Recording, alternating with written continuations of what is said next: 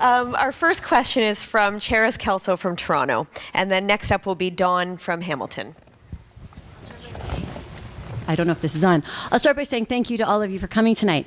Taxpayers are paying $84.4 million a day on federal debt interest. And given that, why do you feel that it's acceptable to propose tax credits, to implement tax credits, or spending programs before the budget is balanced? And maybe we'll go in reverse order. And short and sweet, please.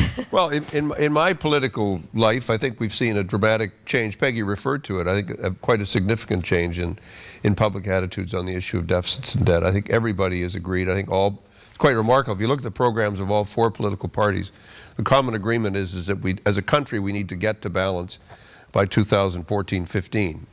And the only issue is how do we do that? What's the best and most effective way to do that? The key problem is you've got to maintain your investments and you've got to maintain your infrastructure even during a downtime and a difficult time. And the most effective way to begin to start to pay down debt, obviously, and pay down deficits, is to hold the line on spending and keep the economy growing so that you've got enough coming in that eventually you're going to be able to hit a balanced situation. And I think the key thing for the credits is you've got to give families a break, because you've got to understand what's also happening to people as we go through this challenge. Where we disagree, the Conservatives and us disagree, is on the question of, well, should you be giving a tax cut to the big corporations right now, or should we be forestalling that? And that's, I think, one of the things that is being debated on the television programs this week and in all candidates' meetings across the country. And I think it's a good debate, it's a good discussion, and it's important to have it. Thank you. Peggy. Any spending that we're proposing in this election is, I think, measured steps moving towards social goals that we have. But, there are debts that take place. Right now, individual Canadians have the highest level of debt in the history of our country. Students, for example, are taking on massive debt. If a young person wants to become a doctor or a lawyer, I think the tuition is something like $20,000 at the University of Toronto. And so you, as teachers, you're encouraging people to get into post-secondary education. And they need help to be able to do that. We'd like to invest $800 million in post-secondary education to reduce tuition fees. Where does that money come from?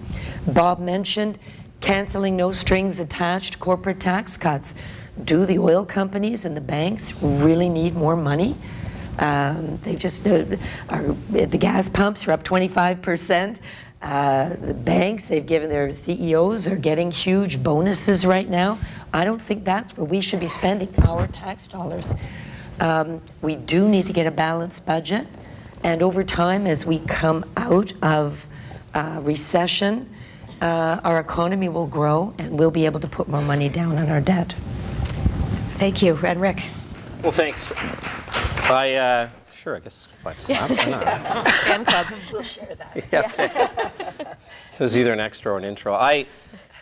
Look, it's a very important question. When you look at where the world economy was moving and the world recession happened so quickly that it was determined by G8, G20 leaders that we needed to take a very aggressive approach to ensure that the recession wasn't one that dipped far below and would have taken a lot longer to get out of.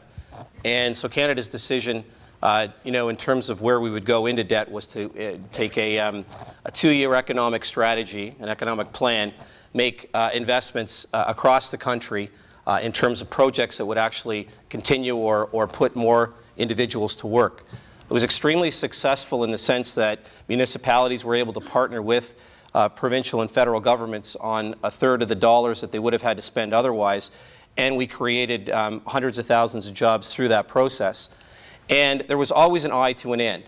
The end is that the 2 years of stimulus spending was capped at 2 years. There was an end date. We've reached that end date, and we're now working through and out of that recession. And I think the question is an excellent one, because all of our financial incentives and tax credits that we have in the budget that we presented, but obviously now that we're in election, more importantly in the platform that we present, are to take place and begin to be implemented once we have gotten ourselves back out of debt. Thank you, Rick. And Rebecca? Absolutely. It comes down to wise investments, and wise investments that create economic growth. So let's take a look at corporate tax cuts. For every dollar of tax cut, you get 20 cents of growth. That doesn't seem like a good idea in a recession or when we have a deficit. What I would rather see is social spending and infrastructure spending. Studies show that you get $1.50 of growth for every dollar spent on infrastructure. You get $1.40 of growth for social expenditures. When we talk about municipalities, Canadian Federation of Municipalities estimates that their infrastructure deficit is $300 billion. Nearly $300 billion, roads, bridges, schools, hospitals. Why are we giving tax cuts to corporations who are not responsible for fixing that deficit? We should be giving it to municipalities where you see the largest growth for your dollar. We need to be putting it into social spending to help people. Low-income families are disproportionately affected by deficits and recessions. That's where our money should be going. That is the most sound investment that we can make with that money. Thank you.